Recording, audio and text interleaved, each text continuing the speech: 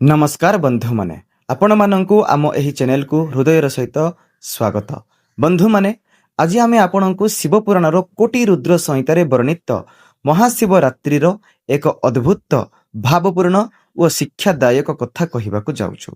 एही कथा केवल एक कथा नुहे, एहा सत्य, परोपकार, करुणा और भगवान शिवंक असीम कृपार जीवंत प्रमाण।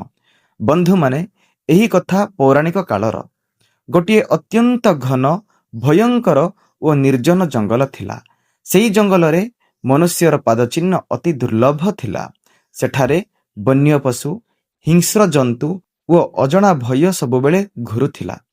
सेही जंगल रे बसवास करुथिला गोटे व्याध अर्थात शिकारी। से जणे भील जातिर लोक थिला।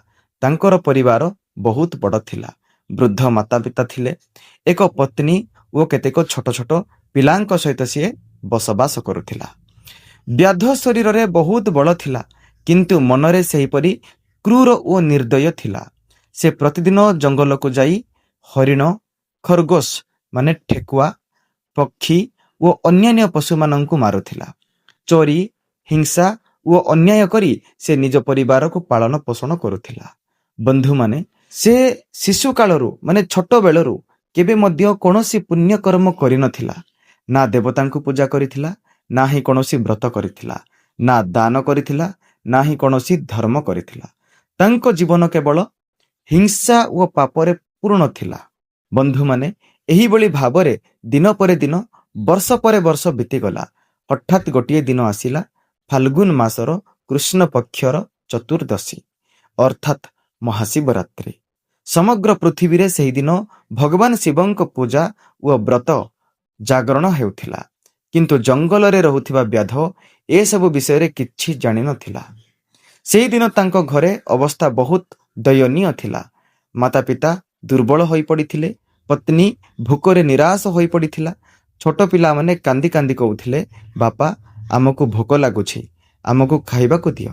एहा सुनी व्याधर मन अस्थिर होई उठिला। से तुरंत धनुष बाण नहीं जंगल को चलीगला। बंधु माने से सारा दिन जंगल रे घुरिला। झरणा, पहाड़, गुहा माने गुंफा, घन जंगल सबुठारे खोजिला, किंतु सेही दिन भाग्य तांको साथ देउनथिला। गोटिए पशु मध्य देखा देला नहीं। सूर्य धीरे धीरे अस्त हेबाकु लागिला। आकाशरे अंधकार छाईगला। व्याध दुखरे भाविला, आज मु कौन करिबे? खाली हातरे घर को फेरिले मो परिवार किपरि बंचिबो? मोर परिवारंकु मु केउ मुह देखैबी? एहीपरि भावरे से भाबुथिला। एतिकी बेले संध्या हेगला बा राति हेगला। राति प्राय 7टा हेगला। एभली भाबुथिबा समय से गोटिए जलाशय पाखकु पहुंचिला। सेठारे पानी पीवा पई घाट थिला।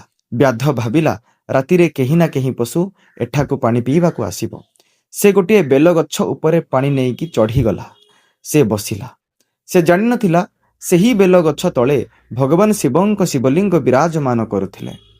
तो एहीपरि भावरे राति प्राय 7टा अधेरु 8टा अधे हेगला।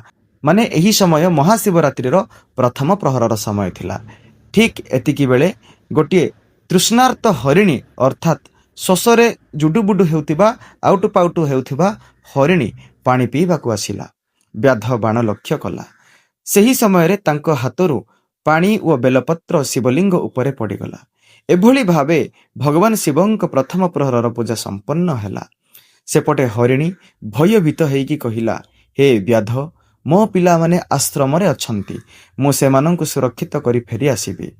सत्य उपरे एही संसार टिकिछि, मु निश्चय फेरी आसीबी। बास मु सत कथा त कहूछि, मते खाली तरे जिबाकु अनुमति देई दे, मु निश्चिंत भावरे फेरी आसीबी। व्याध बहुत चिंता पर ताकु जिबाकु देला। एहीपरि भावरे राति प्राय 9टा परे हेगला। द्वितीय प्रहरर समय उपनीत हैला। द्वितीय प्रहररे आ गोटे हरिणी पानी पीबाकु आसिला। पुणी सेही भली अजाणते पानी और बेलपत्र शिवलिंग उपरे पड़ीगला। भगवान शिवंक द्वितीय प्रहरर पूजा मध्य एहीपरि भावरे संपन्न हेगला। से हरिणी मध्य प्रतिज्ञा करी कहिला ओ गला, माने सी जीव आउ फेरी आसीबो। तांकर पिला छुआ मानंकु से देखिकी पुणी तरे फेरी आसीबो। एही कथा कहिकी हरिण चलीगला। तृतीय प्रहरर समय उपनीत हैला। राति प्राय 12টাରୁ ପ୍ଲସ୍ ହେଇଗଲା, 12টাରୁ ଅଧିକ ହେଇଗଲା। ତ ତୃତୀୟ ପ୍ରହରରେ ଗୋଟିଏ ସୁସ୍ଥ ସଶକ୍ତ ହରିଣ ଆସିଲା। ପୁଣି ଶିବଲିଙ୍ଗରେ ପାଣି ଓ ବେଲପତ୍ର ଠିକ୍ ସେହିଭଳି ହିଁ ପଡ଼ିଲା। ହରିଣ କହିଲା, ମୋ ଶରୀର ଦ୍ୱାରା ଯଦି କାହାର ଭୋକ ମେଣ୍ଟାଏ ତେବେ ମୋ ଜନ୍ମ ସାର୍ଥକ ହେବ। ଏହା କହିକି ସିଏ ପ୍ରତିଜ୍ଞା କଲା ଏବଂ ଚାଲିଗଲା। ଏହିପରି ଭାବରେ ସମୟ ରାତି 3ଟା ପରେ ହୋଇଥାଏ। ଚତୁର୍ଥ ପ୍ରହର ଉପନୀତ ହେଇଗଲା।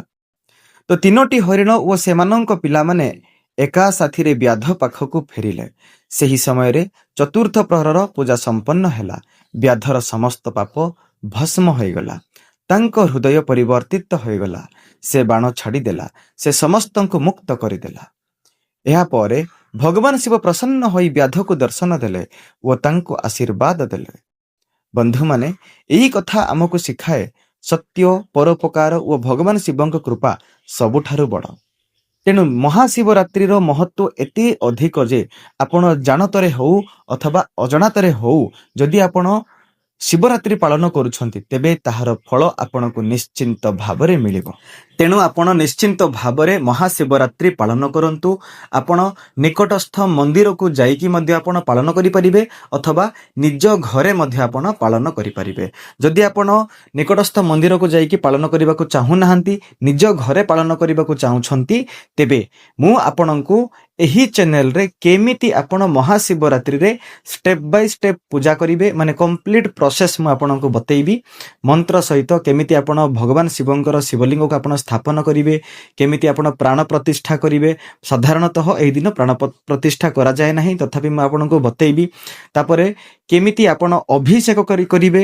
ତାପରେ ଚତୁର୍ପ୍ରହର ବା 4ଟି ପ୍ରହରରେ ପ୍ରତ୍ୟେକ ପ୍ରହରରେ ଆପଣ କେଉଁପରି ଭାବରେ ପୂଜା କରିବେ, କ'ଣ କ'ଣ ସବୁ ଅଭିଷେକ କରିକି, କେଉଁ ପ୍ରହରରେ କ'ଣ ଅଭିଷେକ କରିକି ଆପଣ ପୂଜା କରିବେ, ତାହା ସବୁ ମୁଁ ଏହି ଚ୍ୟାନେଲରେ ଡିଟେଲରେ ବତେଇବି। ତେଣୁ ଯଦି ଆପଣ ପ୍ରଥମ ଥର ପାଇଁ ଆମର ଚ୍ୟାନେଲକୁ ଆସିଛନ୍ତି ତେବେ ନିଶ୍ଚିନ୍ତ ଭାବରେ ଚ୍ୟାନେଲକୁ ସବସ୍କ୍ରାଇବ କରନ୍ତୁ ଏବଂ ବେଲ୍ ଆଇକନ୍ କ୍ଲିକ୍ କରନ୍ତୁ ଏବଂ ଅନ୍ୟମାନଙ୍କ ସହିତ ମଧ୍ୟ ଆପଣ ସେୟାର କରନ୍ତୁ।